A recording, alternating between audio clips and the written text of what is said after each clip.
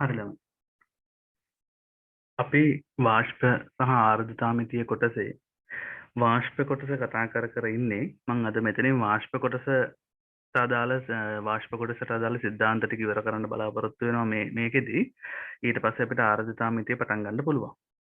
මේ වාෂ්ප කොටසේදී අපි මේ වෙනකොට වාෂ්ප ගැන කතා කරලා පළවෙනි වීඩියෝ එකේදී වාෂ්ප ගැන කතා කරා.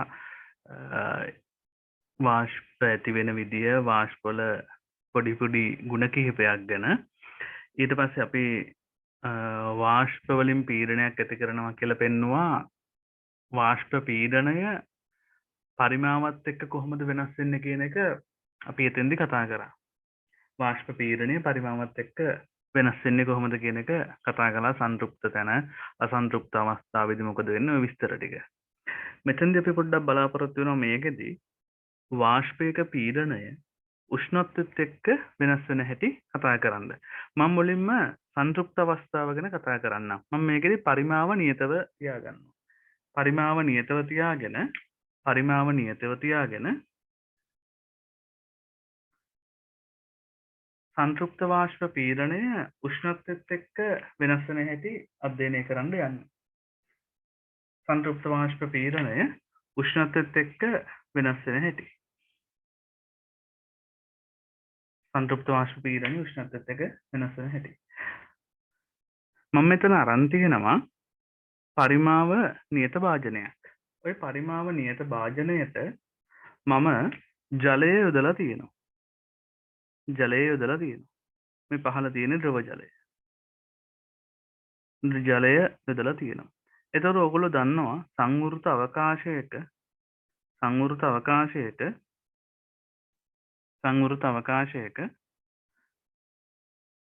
ද්‍රවය සහ වාෂ්පය ස්පර්ශව තියෙනවා කියලා කියන්නේ මේ අවස්ථාව සංතෘප්තයි. මම මෙතන වාෂ්පත් තියෙනවා යම් ප්‍රමාණයක්. සංතෘප්ත අවස්ථාවේ තියෙන වාෂ්පණු කීපයකුත් ඔහොම තියෙනවා කියලා හිතන්න. හරිද? මේ අවස්ථාවේ උෂ්ණත්වය අපි හිතමු T කියලා. උෂ්ණත්වය T. මේ වෙලාවේදී මෙයාගේ වාෂ්ප පීඩනයක් පෙන්නනවා. මෙන්න මේ විදිහට වාෂ්ප පීඩනයක් පෙන්වනවා. මම ඊළඟට මෙතන උෂ්ණත්වය වැඩි කරනවා 2T දක්වා. අපි හිතමු නිකන් උෂ්ණත්වය වැඩි කරනවා 2T. එතකොට මට පේනවා උෂ්ණත්වය වැඩි කරනකොට මේ තිබිච්ච ද්‍රවය වාෂ්ප වෙනවා. උෂ්ණත්වය වැඩි කරද්දී මේ තිබිච්ච ද්‍රවය වාෂ්ප වෙන්න ගන්නවා. ඒ තිබිච්ච ද්‍රවය වාෂ්ප වෙනකොට මෙතන තියෙන ද්‍රව ප්‍රමාණය යම් ප්‍රමාණයක් අඩු වෙන්න ඕනි. හැබැයි ඒක අර සැලකිය යුතු ප්‍රමාණයක් කියලා අපි හිතන්නේ නැහැ. මම මේක ඇන්දට වාෂ්ප ප්‍රමාණය වැඩි වෙනවා.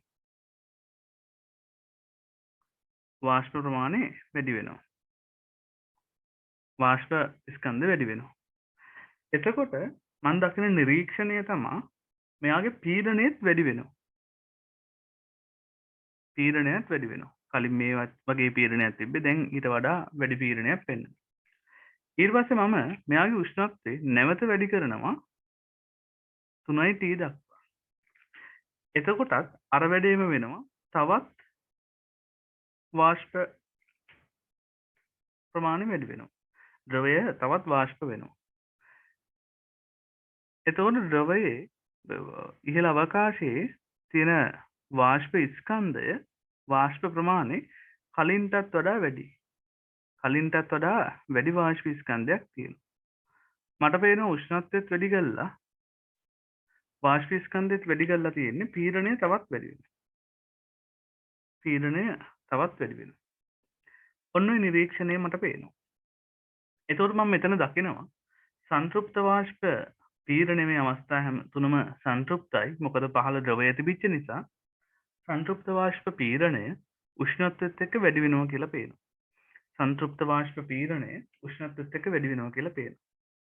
මම නිකමට මේ අවස්ථාව විස්තර කරන්න පරිපූර්ණ වායු සමීකරණය පොඩ්ඩක් අරගත්තොත්. අපි දන්නවා පරිපූර්ණ වායු සමීකරණය කියන්නේ PV සමානයි nRT නේ.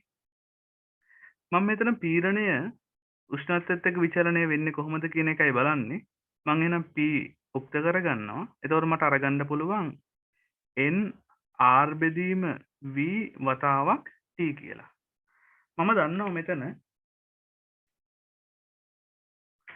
R සාර්වත්‍ර වායු නියතය. ඒක නියතයක් කොහොමත්. මම මෙතන පරිමාව නියත කරලා තියෙනවා. මෙතන උෂ්ණත්වය වැඩි කරනකොට සංතෘප්ත වාෂ්ප පීඩනයේ විචලනය තමයි අපි හොයන්න යන්නේ. උෂ්ණත්වය වැඩි කරද්දී සංතෘප්ත වාෂ්ප පීඩනයේ විචලනයයි හොයන්න යන්නේ. උෂ්ණත්වය මුලින්ම කෙල්වින් එක්ක අරගන්නම්. සංතෘප්ත වාෂ්ප පීඩනය. මම මේ P කියලා අරන් තියෙන්නේ සංතෘප්ත වාෂ්ප පීඩනය. ඕකේ විචලනය චුට්ටක් අපි බලන්න යන්නේ.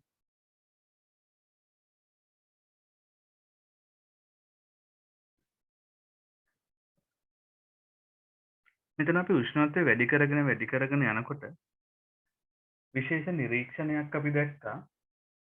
ඒ නිරීක්ෂණය තමයි වාෂ්ප ස්කන්ධෙත් වැඩි වුණා.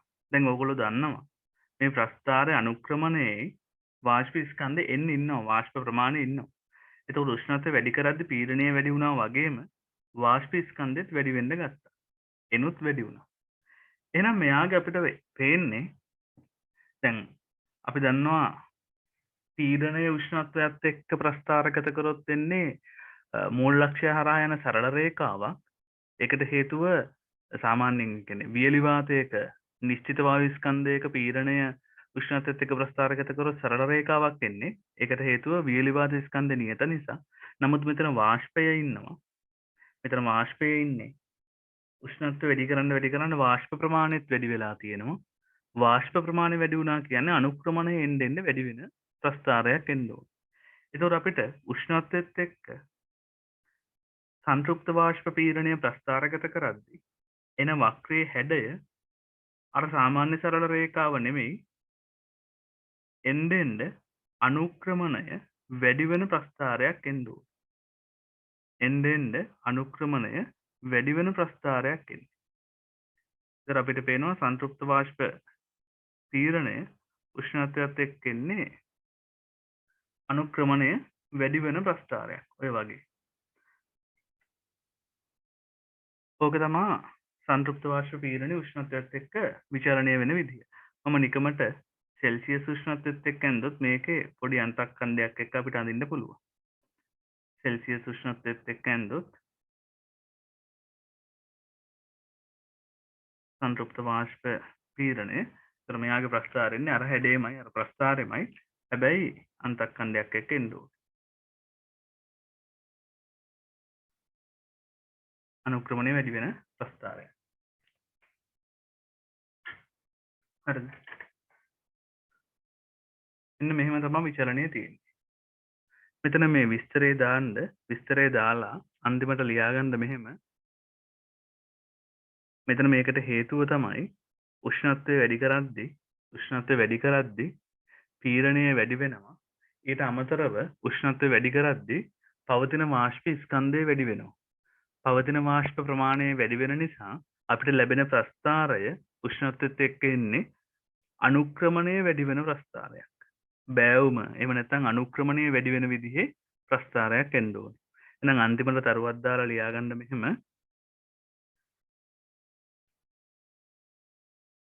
මෙම පද්ධතියේ උෂ්ණත්වය වැඩි කරන විට වාෂ්ප පීඩනය වරහන් ඇතුලේ සංතෘප්ත වාෂ්ප පීඩනය. දැන් මෙතන ඇත්තටම සංතෘප්තයිනේ. සංතෘප්ත වාෂ්ප පීඩනය වැඩි වෙන බව පෙනේ. ඒ අතරම වාෂ්ප ප්‍රමාණයද වැඩි වෙන බව පෙනේ. වාෂ්ප ප්‍රමාණය වැඩි වෙන බව පෙනේ. වාෂ්ප ප්‍රමාණය වැඩි වෙන නිසා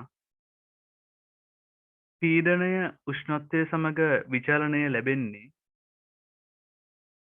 පීඩනය උෂ්ණත්වය සමග විචලනය ලැබෙන්නේ වැඩිවන අනුක්‍රමණයකින් යුතු ප්‍රස්ථාරයක් ලෙසය. වැඩිවන අනුක්‍රමණයකින් යුතු ප්‍රස්ථාරයක් ලෙසය.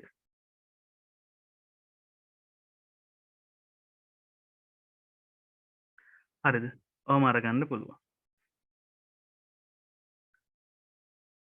ඊළඟට මේ බලන්න. දැන් මම මේක දිගින් දිගටම රත් කරනවා කියලා හිතන්න. මේ පද්ධතිය දිගින් දිගටම රත් කරනවා. එතකොට මෙහෙම වැඩක් වෙනවනේ. මේ පද්ධතිය දිගින් දිගටම රත් කරනකොට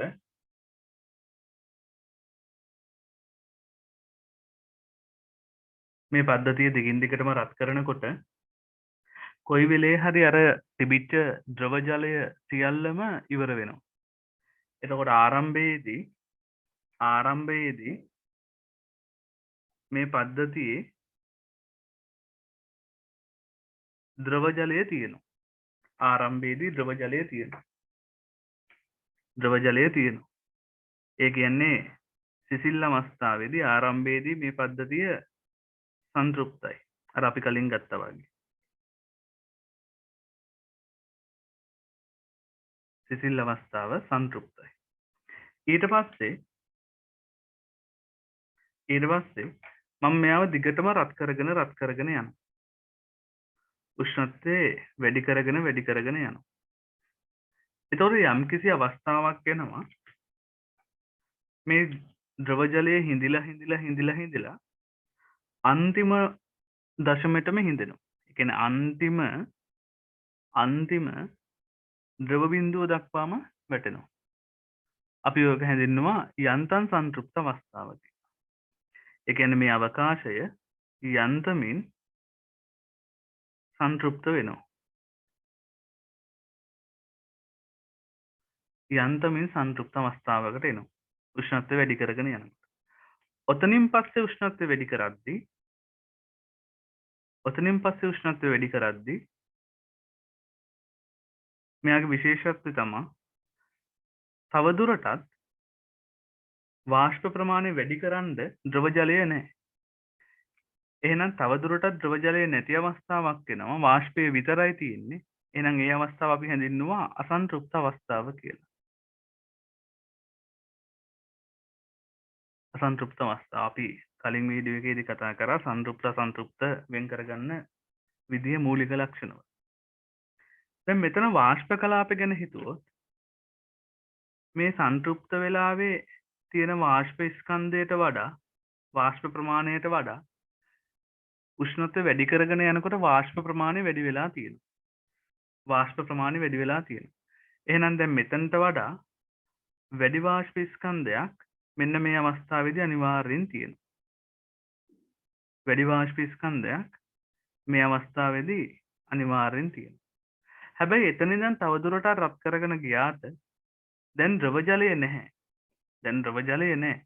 තිබිච්ච ඔක්කොම ටික වාෂ්ප වෙලා ඉවරයි. එහෙනම් දැන් කොච්චර රත් කරත් මේ තියෙන වාෂ්ප ස්කන්ධය වෙනසක් වෙන්නේ නැහැ. තව කොච්චර රත් කරත් ওই තියෙන වාෂ්ප ස්කන්ධේ එහෙමම තමයි. ඒතර මම මේකේ දිගටම උෂ්ණත්වය වැඩි කරගෙන ගිහිලා තියෙන්නේ.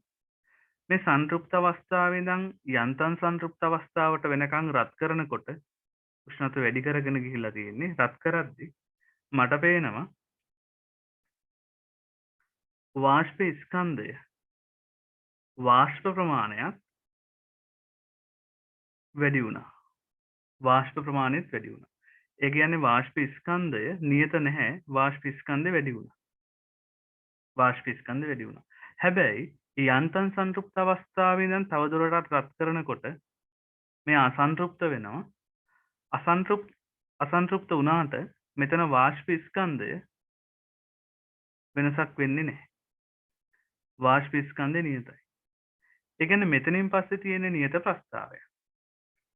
සාමාන්‍ය හැසිරීම තියෙනවා. එතකොට මම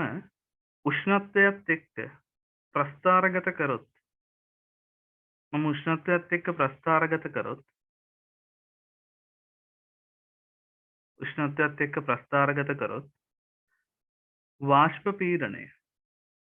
වාෂ්ප පීඩනය. මේ මං කඩ රේඛාවෙන් අඳින්නේ යන්තම් සංතෘප්ත අවස්ථාව.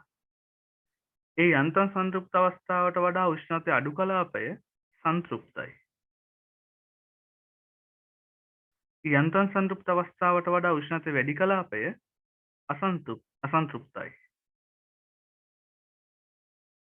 අසන්තෘප්තයි.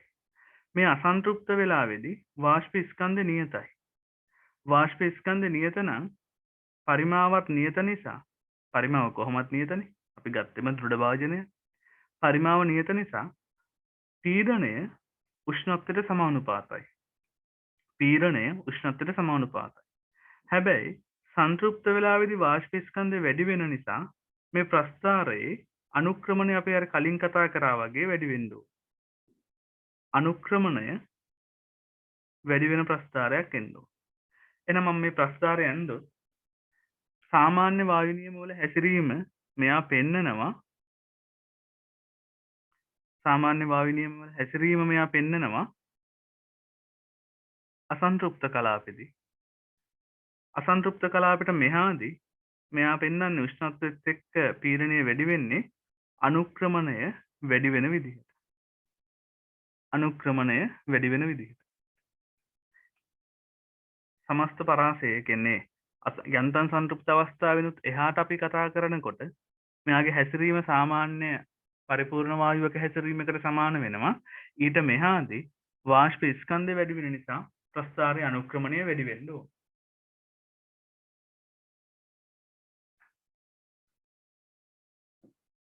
මේ විස්තරෙ තිමීට දාගන්න.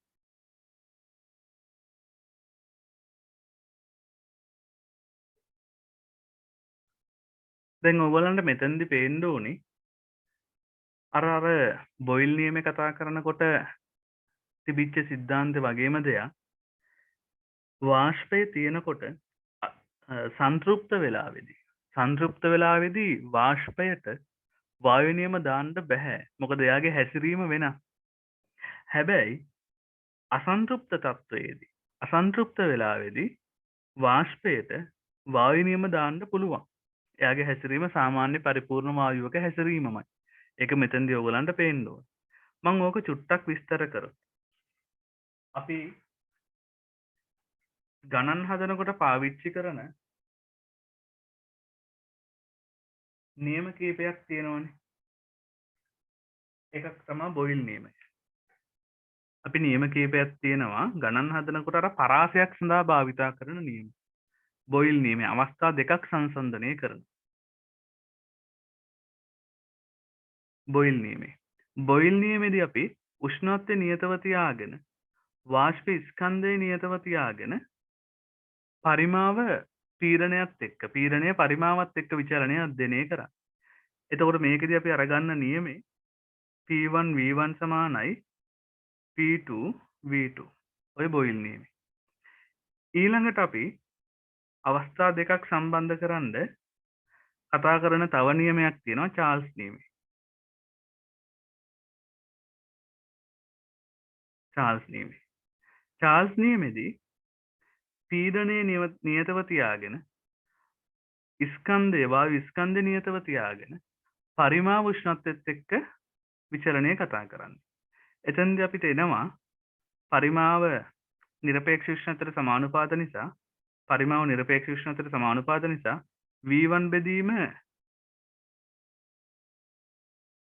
T1 සමානයි V2 බෙදීම T2 කියලා. V2 බෙදීම T2 කියලා. ඊළඟට අවස්ථා දෙකක් සම්බන්ධ කරන්න පාවිච්චි කරන නියමයක් තියෙනවා පීඩන නියමය. මේකට චාල්ස්ගේ දෙවන නියමය කියලාත් කියනවා. සමහරවිට මේකට චාල්ස්ගේ දෙවන නියමය කියලාත් කියනවා. පීඩන නියමෙදී පරිමාව නියතව තියාගෙන වාෂ්ප ස්කන්ධය නියතව තියාගෙන පීඩනය නිරපේක්ෂ උෂ්ණත්වයත් එක්ක විචලනය කතා කරනවා. එතනදී අපිට පේනවා P1 බෙදීම T1 සමානයි P2 බෙදීම T2 කියලා. ඊළඟට මේ හැම එකේම උෂ්ණත්වය, පීඩනය හෝ පරිමාව නියතව තිබිච්ච නිසා ඒ තුනම විචලනය වෙන සමීකරණයක් කතා කරනවා අවස්ථා සමීකරණය. අවස්ථා සමීකරණය. මේ අවස්ථා සමීකරණෙදී උෂ්ණත්වය නියතත් නැහැ. පීඩනය නියතත් නැහැ. පරිමාව නියතත් නැහැ. නමුත් වාෂ්ප ස්කන්ධය නියතයි. වායු ස්කන්ධය නියත වෙන්න ඕනේ. වායු ස්කන්ධය නියත වෙන්න ඕනේ. එතකොට මේ සමීකරණ තුනේම පොදුවක් විදිහට අපි අරගන්නවා P1 V1 බෙදීම T1 සමානයි P2 V2 බෙදීම T2 කියලා. මෙන්න මේ සමීකරණ හතරම අරගත්තොත් මේ සමීකරණ හතරටම පොදු දෙයක් තමයි වායු ස්කන්ධය නියතයි කියන එක. මේ සමීකරණ හතරටම පොදු දෙයක් තමයි වායු ස්කන්ධය නියතයි කියන එක. එතකොට මම නිකමට බැලුවොත් වාෂ්පයක සංතෘප්ත අසන්තෘප්ත අවස්ථාවලදී මේ සමීකරණ හතර යොදන්න පුළුවන් හැකියාව පිළිබඳ මම අරගන්නම් යන්තම් සංතෘප්ත අවස්ථාව මුලින්ම යන්තම් සංතෘප්ත මේ යන්තම් සංතෘප්ත අවස්ථාවේ ඉඳන් අපි දැන් කතා කරා උෂ්ණත්වය වැඩි කරා ගිය සතියේ කලින් වීඩියෝ එකේදී කතා කරා පරිමාව වැඩි කරත් මෙයා යන්නේ අසන්තෘප්ත තත්ත්වයට. අසන්තෘප්ත තත්ත්වයට. එතකොට යන්තම් සංතෘප්ත අවස්ථාවේ ඉඳන් උෂ්ණත්වය අඩු කළොත් පරිමාව අඩු කළොත් එයා සංතෘප්ත වෙනවා.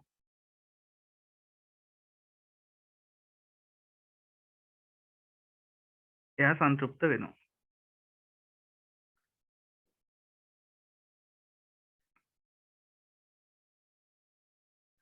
මම ওই සංතෘප්ත අසන්තෘප්ත යන්තම් සංතෘප්ත අවස්ථාව නිරූපණය කරන පොඩි සංකේතයක් පාවිච්චි කරනෝනේ සංතෘප්තයි කියලා පෙන්වන්න මෙන්න මෙහෙම යටින් ද්‍රව ජලය අඳිනවා. යන්තම් සංතෘප්ත කියලා පෙන්වන්න යාන්තමට ද්‍රව ජලය අඳිනවා. අසන්තෘප්තයි නම් ද්‍රව ජලය නැහැ. එතකොට මෙන්න මේ අවස්ථාවල වාෂ්පයට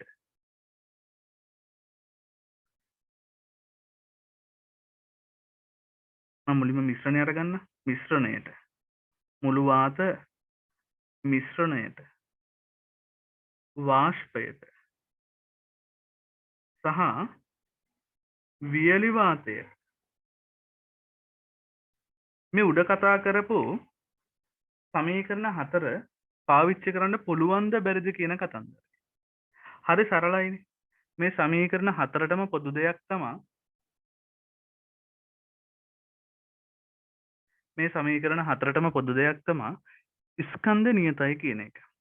එතකොට ස්කන්ධ නියත තැනට සමීකරණ පාවිච්චි කරන්න පුළුවන්. ස්කන්ධය වෙනස් තැනකදී සමීකරණ පාවිච්චි කරන්න බෑ. එතකොට ඕගොල්ලන්ට අපි මේ කලින් වීඩියෝ එකේ මේකෙදී කතා කළා අසන්තෘප්ත කලාපෙදී ස්කන්ධ නියතයි. අසන්තෘප්ත කලාපෙදී ස්කන්ධ නියතයි. එහෙනම් අසන්තෘප්ත කලාපෙදී මිශ්‍රණයටත් ওই සමීකරණ ටික වළංගුයි. වාෂ්පයටත් වළංගුයි, වියලි වාතයටත් වළංගුයි. මේ වාෂ්ප ස්කන්ධය මේ වාෂ්ප ස්කන්ධය නියතයි. සංතෘප්ත අසන්තෘප්ත කලාපෙදී. එහෙනම් ওই තුනටම වායු නියම පාවිච්චි කරන්න පුළුවන්. හැබැයි සංතෘප්ත කලාපය තුලදී වාෂ්ප ස්කන්ධය නියත නැහැ. වාෂ්ප ස්කන්ධය නියත නැහැ. වාෂ්ප ස්කන්ධය නියත නැත්තම් සංතෘප්ත කලාපෙදී මිශ්‍රණයට වාෂ්පය අඩංගු නිසා මිශ්‍රණයට ඔය උඩ සමීකරණ ටික දාන්න බෑ. වාෂ්පයට දාන්න බෑ. හැබැයි වියලි වාතයට පුළුවන්.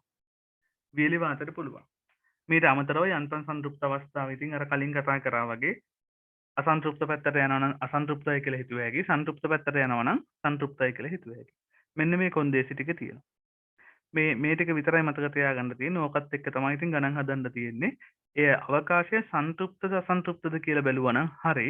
සන්තෘප්තද අසන්තෘප්තද කියලා බලලා අසන්තෘප්ත නම් වායු නියම සාමාන්‍ය විදිහට පාවිච්චි කරන්න පුළුවන්. සන්තෘප්ත නම් චුට්ටක් වෙනස්. අපි ඕක ගානකදී හිමීට බලමු. මේක ඉරිසටහනක් දාගන්න. මේක දාගෙන අන්තිමට තරුවක් දාලා ලියාගන්න. දැන් මේ උඩ සමීකරණ හතර විතරයි අසන්තෘප්ත කලාපෙදි පාවිච්චි කරන්න මේ සන්තෘප්ත කලාපෙදි පාවිච්චි කරන්න බැරි. නමුත් ඩෝල්ටන්ගේ ආංශික පීඩන නියමය පරිපූර්ණ වායු සමීකරණය පාවිච්චි කරන්න පුළුවන්. මොකද ඩෝල්ටන්ගේ ආංශික පීඩන නියමෙද කියන්නේ වායු සංරචකවල එකතුව වායු සංරචකවල පීඩනවල එකතුව ආංශික පීඩනවල එකතුව මුළු පීඩනයට සමානයි කියලානේ. ඒක ගැටලුවක් නෑ. එතන වාෂ්ප ස්කන්ධය ගැන කතා කිරිල්ලක් නෑ. වායු ස්කන්ධය ගැන කතා කිරිල්ලක් නෑ. හැබැයි ඊළඟට පරිපූර්ණ වායු සමීකරණය PV සමාන nRT ගේ වාෂ්ප ස්කන්ධය ගැන සඳහනක් තියෙනවා. මවුල n එක්ක n කියන්නේ මවුල ගාන ඒක වාෂ්ප ස්කන්ධෙත් එක්ක ස්කන්ධයට අනුරූපයිනේ. එතකොට එතන වාෂ්ප ස්කන්ධය ගැන සඳහනක් වායු ස්කන්ධය ගැන සඳහනක් මවුල ගාන ඇතුලේ තියෙන නිසා PV සමාන nRT භාවිතා කරන්න පුළුවන්. මේ සමීකරණ හතර පාවිච්චි කරන්න බැහැ සංතෘප්ත වෙලාවේදී වාෂ්ප ස්කන්ධය නියත නැති නිසා. වාෂ්ප ස්කන්ධය නියත නැහැ. ඒ නිසා මේ සමීකරණ හතර පාවිච්චි කරන්න බෑ. මේ විස්තරෙත් දාගන්නකො.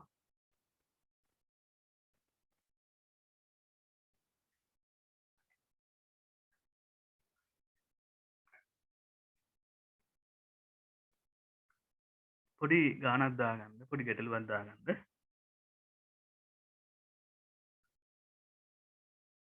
හරස්කඩ ඒකාකාර සිහින් නලයක හරස්කඩ ඒකාකාර සිහින් නලයක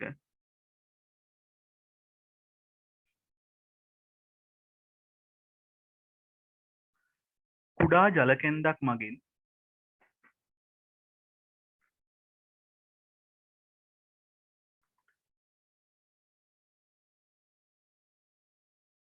කුඩා ජලකෙන්දක් මගින් වායු කඳක් සිර කර ඇත. හරස්කඩ ඒකාකාර සිහින් නලයක කුඩා ජලකෙන්දක් මගින්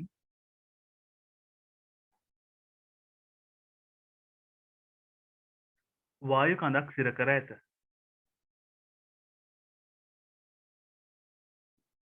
උෂ්ණත්වය T විට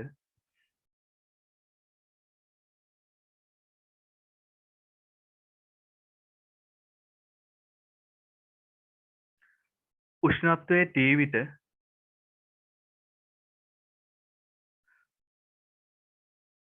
වායු කඳේ දිග L බව පෙනුනි.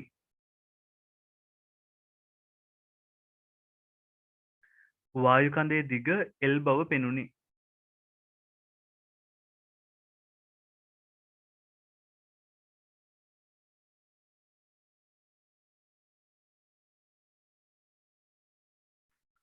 උෂ්ණත්වය 2T දක්වා වැඩි කළ විට උෂ්ණත්වය 2T දක්වා වැඩි කළ විට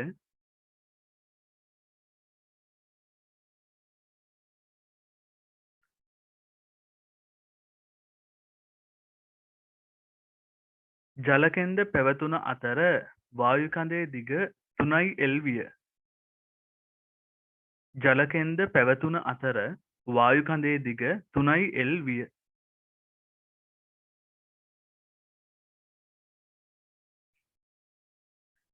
වායු කඳේ දිග 3L විය.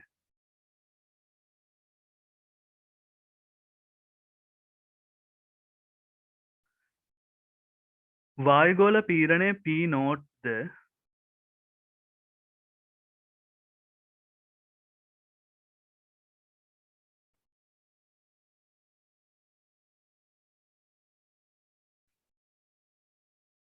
වායුගෝල පීඩනය P නෝට් ද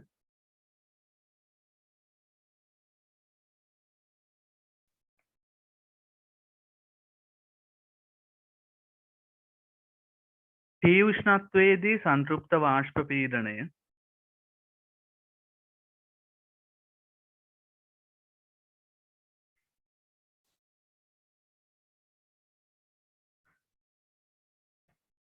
T උෂ්ණත්වයේදී සංතෘප්ත වාෂ්ප පීඩනය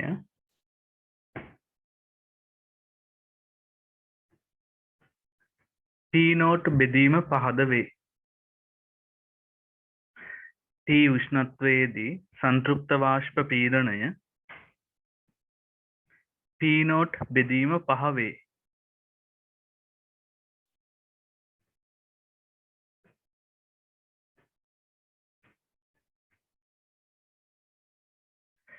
දෙකයි T උෂ්ණත්වයේදී සංතෘප්ත වාෂ්ප පීඩනය සොයන්න.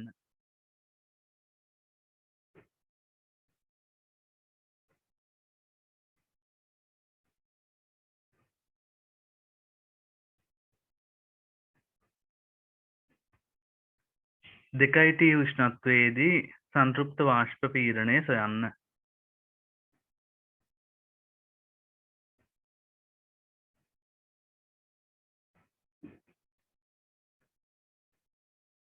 දෙකයි T උෂ්ණත්වයේදී සංතෘප්ත වාෂ්ප පීඩනය සොයන්න.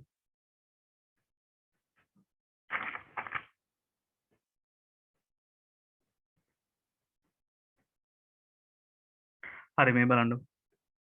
මෙතන දීලා තියෙන විස්තරෙත් එක්ක පොඩි සටහනක් අඳගමු. සිහින් නලයක ජල කෙන්දක් හිර කරලා තියෙන්නේ අවස්ථා දෙකේම ජලය තියෙනවලු. පොඩි ජල කෙන්දක් හිර කරලා තියෙන්නේ. මේ තියෙන්නේ නලය. මේ නලයේ පළවෙනි අවස්ථාව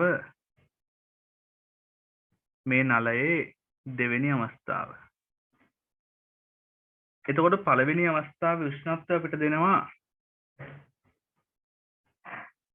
T කියලා. දෙවෙනි අවස්ථාවේ උෂ්ණත්වය 2T. පළවෙනි අවස්ථාවේ තියෙන ජල කෙන්ද මගින් හිර කරලා තියෙන වායු පරිමාව වායු කඳේ දිග L කියලා කියනවා. 2T වලදී ජල කෙන්දෙන් හිර කරලා තියෙන වායු කඳේ දිග අපිට කියනවා 3L කියලා. 3L කියලා. මේ අවස්ථා දෙකම හොඳට බලන්න.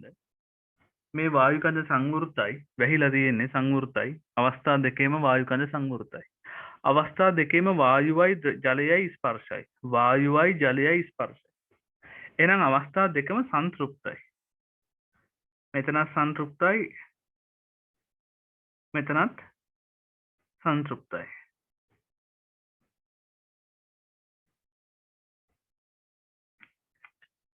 මේකේ අපිට වායුගෝල පීඩනය වාගෝපී දෙනවා T නෝට් කියලා. එතකොට මතක තියාගන්න මෙහෙම. මේ ජල කෙන්ද සිහින් කුඩා ජල කෙන්දක්. ඒක නිසා එයාගෙන් ලොකු පීඩනයක් ඇති වෙන්නේ නැහැ. ජල කෙන්ද උස මගින් H ρg මගින් පීඩනයක් ඇති වෙන්නේ නැහැ. ජල කෙන්ද කුඩා සිහින් ජල කෙන්දක්. H උත් අඩුයි. H අඩු නිසා H ρg පීඩනයක් ඇති වෙන්නේ නැහැ. ද්‍රවස්ථිතික පීඩනයක් ඇති වෙන්නේ නැහැ. ඒක නිසා අපිට මෙන්න මේ අවකාශයේ මුළු පීඩනය P නෝට් කියලා හිතන්න පුළුවන්. ඒ විදිහටම මෙන්න මේ අවකාශයේත් මුළු පීඩනය P නෝට් කියලා හිතන්න පුළුවන්. එහෙනම් මම මිශ්‍රණය ගැන හිතුවොත් මිශ්‍රණය කියන්නේ වියලි වාතය සහ ජල වාෂ්පය. මිශ්‍රණය ගැන හිතුවොත් මිශ්‍රණයේ පීඩනය P නෝට්. මිශ්‍රණයේ පීඩනය P නෝට්.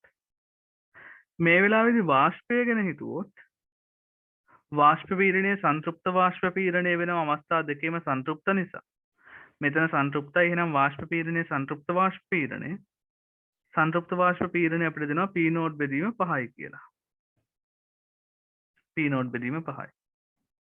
මෙන්න මෙතන වාෂ්ප පීඩනය අපි දන්නේ නැහැ. ඒක හොයන්න ඕනි. මම ඒක x කියලා අරගන්න. දැන් අපි දන්නවා අවස්ථා දෙකම සංතෘප්ත නිසා මිශ්‍රණයට වායු නියම දාන්නත් බෑ. වාෂ්පයට වායු නියම දාන්නත් බෑ. එහෙනම් දාන්න වෙන්නේ වියලි වාතයට. මට වියලි වාත පීඩනය අරගන්න පුළුවන්. මුළු පීඩනයෙන් අඩු කරන්න ඕනි වාෂ්ප පීඩනය. එතකොට වියලි වාත පීඩනය මට මෙතන එනවා P නෝඩ් ගෙන් P නෝඩ් බෙදීම 5ක් අඩු කරාම 4යි P නෝඩ් බෙදීම 5යි. දෙවෙනි අවස්ථාවේ වියලි වාත පීඩනය එන්නේ මුළු පීඩනය P නෝඩ් වියලි වාත පීඩනය ගන්න පුළුවන් වාෂ්ප පීඩනය අඩු කරොත් වාෂ්ප පීඩනය x. ඔහම අරගන්න පුළුවන්. හරි සරලයි. මෙතන මතක තියාගන්න ඒකාකාර සිහින් නලයක් කියලා කියන්නේ නලයේ ඒකාකාර නිසා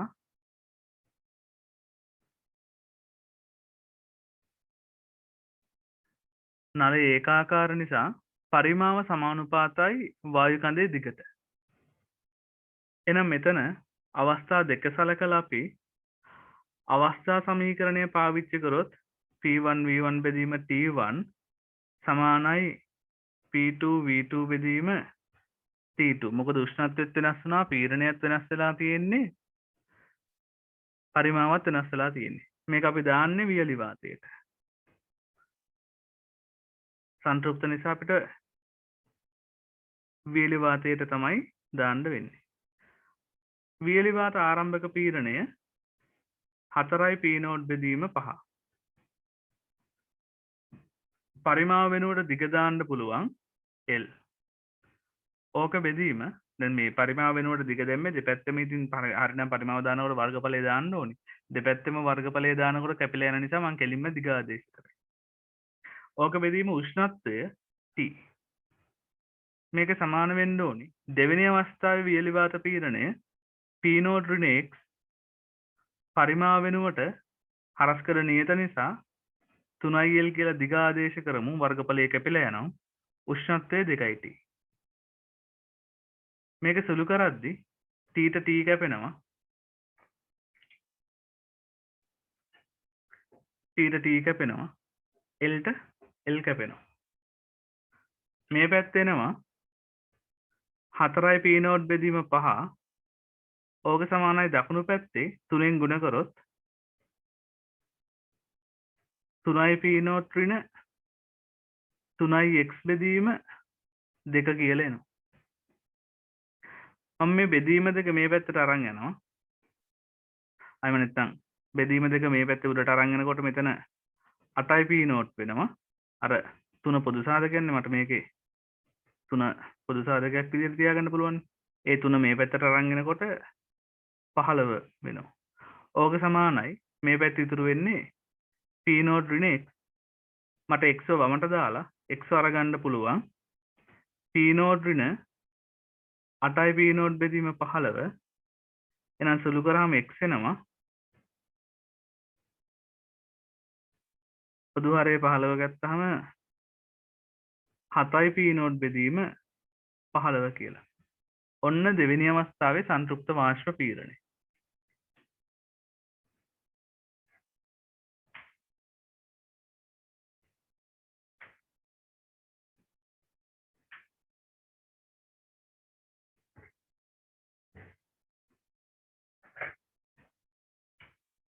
මේ ගාන හිමීට දාගන්න. දැන් හරි සරලයි. වාෂ්ප වල ගණන් හදනකොට වායු නියමම තමයි දාන්න වෙන්නේ. වායු නියම දානකොට බලන්න සංතෘප්තද අසන්තෘප්තද කියලා. අසන්තෘප්තයි නම් කිසිම ප්‍රශ්නයක් නැහැ. සංතෘප්තයි නම් තමා ගාන වෙනස් වෙන්නේ සාමාන්‍ය වායු නියම ගණන් වලින්. සංතෘප්ත නම් වියලි වාත පීඩනය වෙනම අරගන්න. වියලි වාතයට විතරක් වායු නියම දාන්න. බොයිල් චාල්ස් පීඩන අවස්ථා සමීකරණ ටික වියලි වාතයට විතරක් දාන්න සංතෘප්ත නම්. එතකොට මුළු පීඩනයෙන් වාෂ්ප පීඩනය අයින් කරන්න. එතකොට තමයි වියලි වාත පීඩනය එන්නේ. එහෙම හදන්න තියෙන එච්චර ලොකු සංකීර්ණ නැහැ. මේ උදාහරණය දෙතුන් වතාවක් හදන්න. එතකොට ගැටලුවක් නැති වෙයි. දැන් මෙතන මුළු පීඩනයේ අවස්ථා දෙකේම P නෝට් කියලා අරගත්තේ මුළු පීඩනයේ වායුගෝල පීඩනයට සමාන වෙච්ච නිසා. හැබැයි මතක තියාගන්න දැන් වහපු භාජනයක් වුණා නම් දැන් මේක නිකන් ජල කෙන්දකින් විතරනේ හිර කරලා තියෙන්නේ. වහලා තියෙන වෙනම මොකක් හරි දෘඩ භාජනයක් වගේ වුණා නම් මුළු පීඩනය වෙනස් වෙන්න පුළුවන්. දෘඩ භාජනයක් වුණා නම් මුළු පීඩනය වෙනස් වෙන්න පුළුවන්. ඔක දාගන්නකො හිමීට.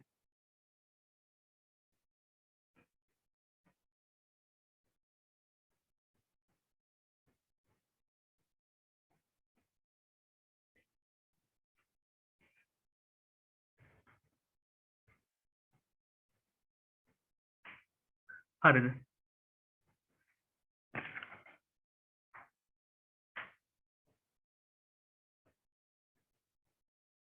ඊළඟට තව පුංචි ගැටලුවක් දාගන්න.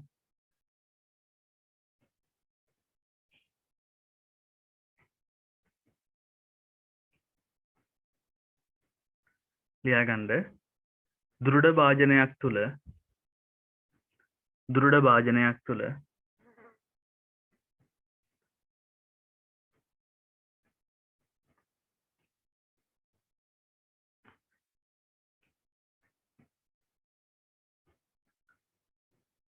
දෘಢ භාජනයක් තුල T උෂ්ණත්වයේදී මුළු පීඩනය 10යි P වේ. T උෂ්ණත්වයේදී මුළු පීඩනය 10යි P වේ.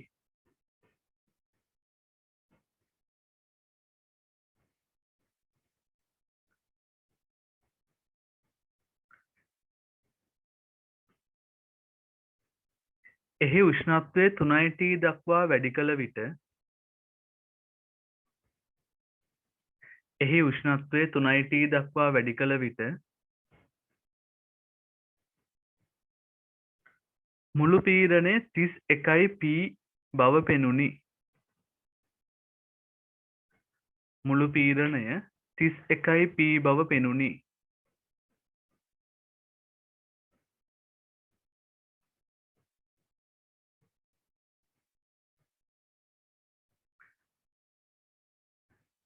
මෙම අවස්ථා දෙකේදීම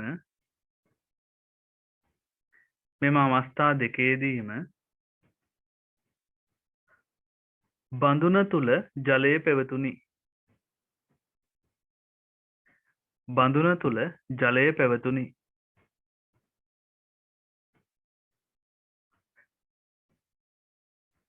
උෂ්ණත්වයේ T විට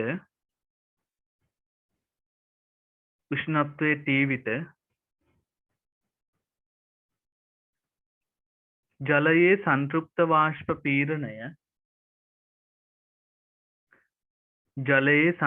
වාෂ්ප පීඩනය P නම්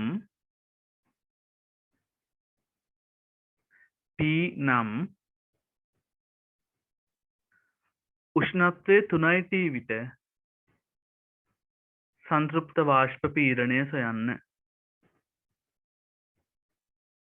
උෂ්ණත්වයේ 3යි T විට සංතෘප්ත වාෂ්ප පීඩනය සොයන්න.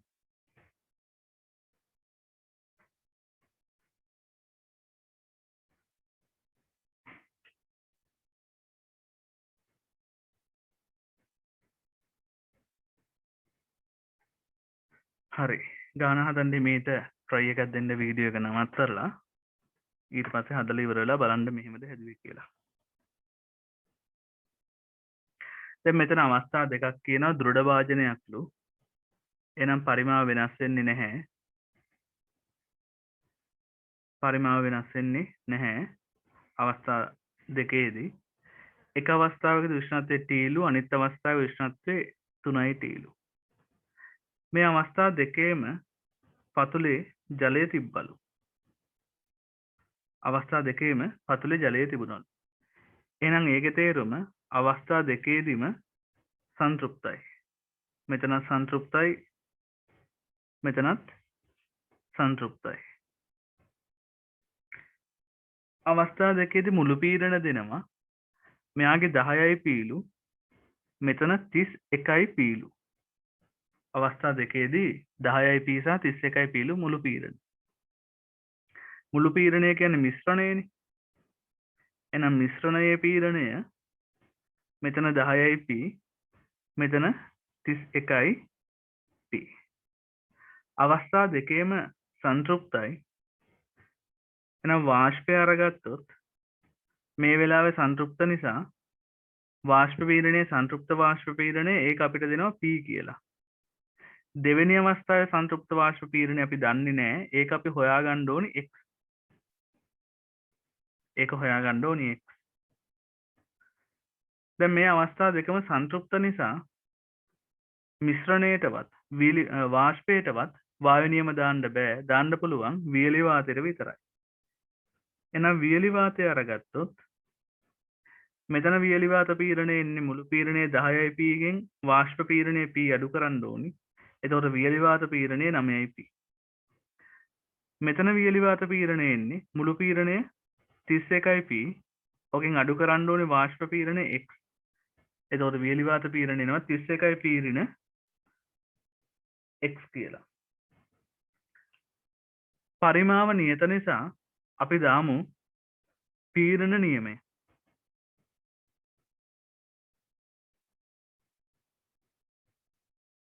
පීඩන නියමය. අපි පීඩන නියමය දාන්නේ වියලි වාතයට.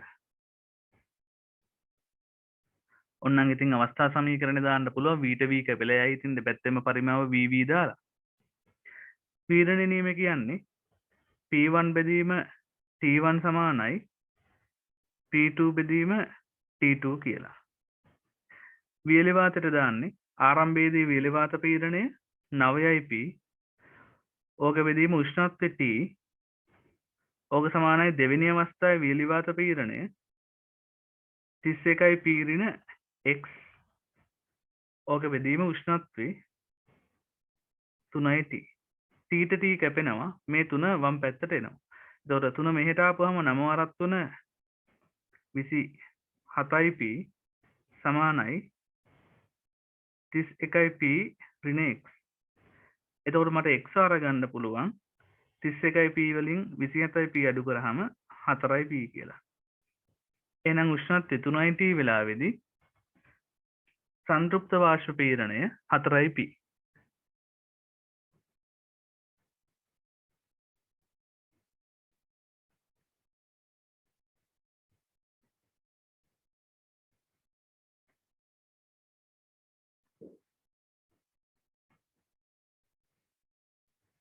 හරිද?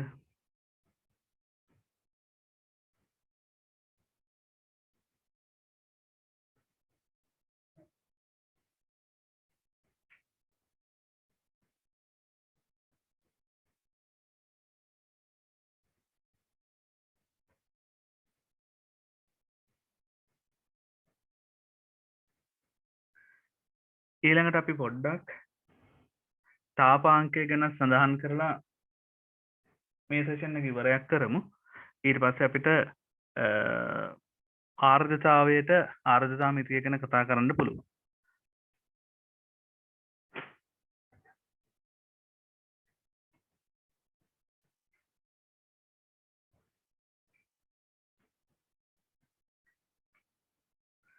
දැන් අපි පොඩි කාලේ තාපාංකය කියලා ඉගෙන ගන්න මේ ද්‍රවය නටන උෂ්ණත්වය ඒ වගේ සංකල්පයක්.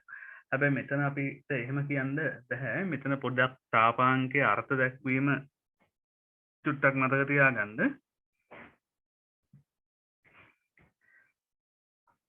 තාපාංකය කියලා අපි මෙතන හඳුන්වන්නේ මෙහෙම සංසිද්ධියක්. අපි දන්නවා උෂ්ණත්වයත් එක්ක සංතෘප්ත වාෂ්ප පීඩනය විචලනය වෙන හැටි. උෂ්ණත්වය මම සෙල්සියස් වලින් ගන්න. උෂ්ණත්වයත් එක්ක සංතෘප්ත වාෂ්ප පීඩනය විචලනය වෙන හැටි. එයාගේ විචලනය තියෙන්නේ මෙන්න මේ ආකාරයේ ප්‍රස්ථාරයක්. තාපාංකය කියලා අපි හඳුන්වනවා. අපි ජලයේ උදාහරණයක් ගමු. උදාහරණයට ජලය අරගමු.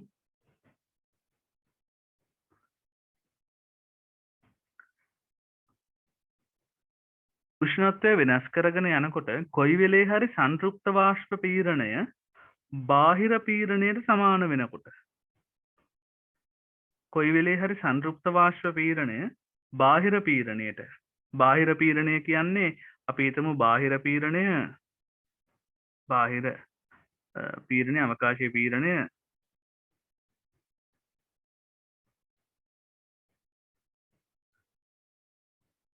P නෝට් කියලා බාහිර පීඩනයට සමාන වෙනකොට අන්න ඒ වෙලාවේ උෂ්ණත්වය තමයි තාපාංකය කියලා කියන්නේ ද්‍රවයක. එහෙනම් ද්‍රවයක තාපාංකය කියන්නේ මතක තියාගන්න සංතෘප්ත වාෂ්ප පීඩනය බාහිර පීඩනයට සමාන වෙනකොට ඒ වෙලාවේ තියෙන උෂ්ණත්වය. දැන් මේ බාහිර පීඩනය අපි වාගෝපී කියලා හිතුවොත් මේ සලකන්නේ ජලය නම් ජලයේ තාපාංකය තමයි සෙල්සියස් 30.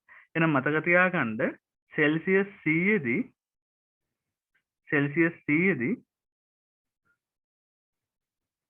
සෙල්සියස් 100දී ජලයේ සංතෘප්ත වාෂ්ප පීඩනය සමාන වෙනවා බාහිර පීඩනයට. එහෙම නැත්නම් වායුගෝල පීඩනයට.